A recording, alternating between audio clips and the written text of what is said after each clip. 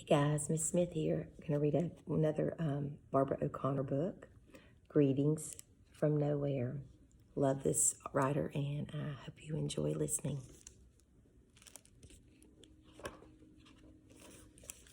Chapter 1 is called Aggie.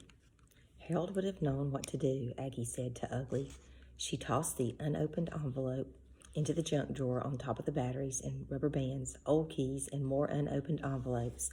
Let's go sit and ponder, Aggie said. She scooped up the little black cat and shuffled across the dirty orange carpet.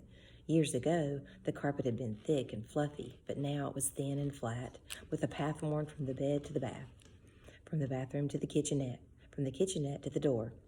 Aggie pushed the screen door open and sat in the aluminum lawn chair outside room 5.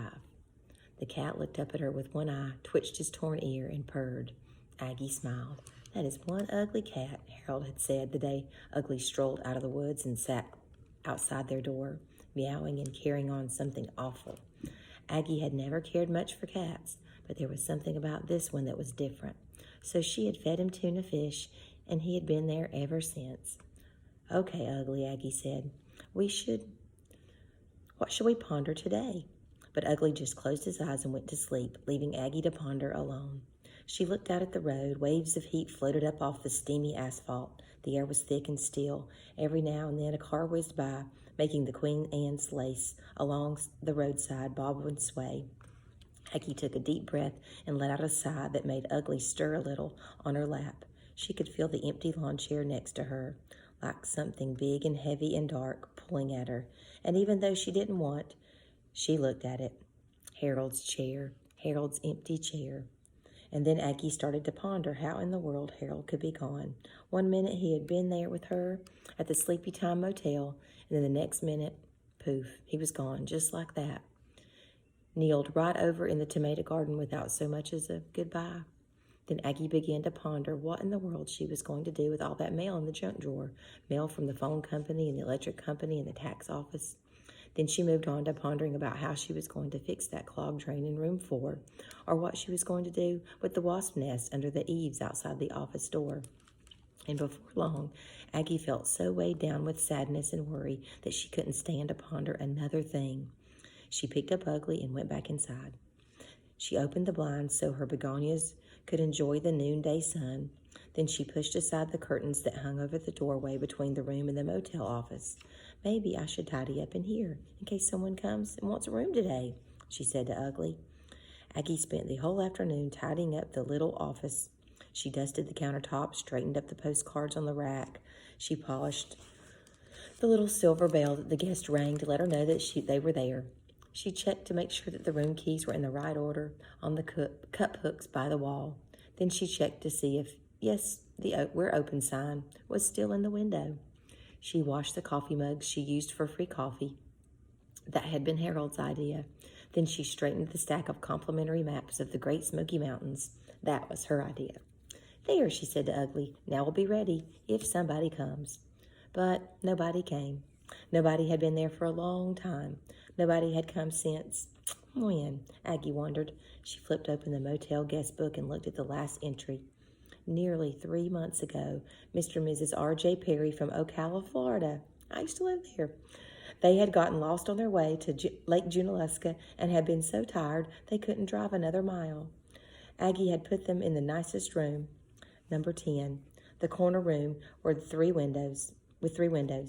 Outside the door was a rocking chair that Harold's brother Frank had made out of tree branches. The next morning, Aggie had given Perry's free coffee and a complimentary map, and then they had left, and nobody had been to the motel since. Aggie looked around the little office. There, she said, all tidy. Aggie was surprised to notice that it was already getting dark outside.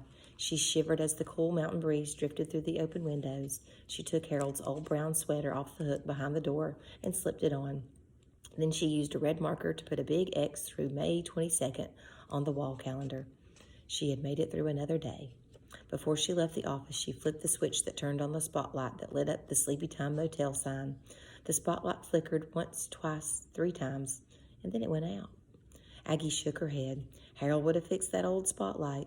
He would have opened up the rusty toolbox and found just the right tool and gone straight out there and fixed it. Then the sign would have been all lit up for passerbyers to see.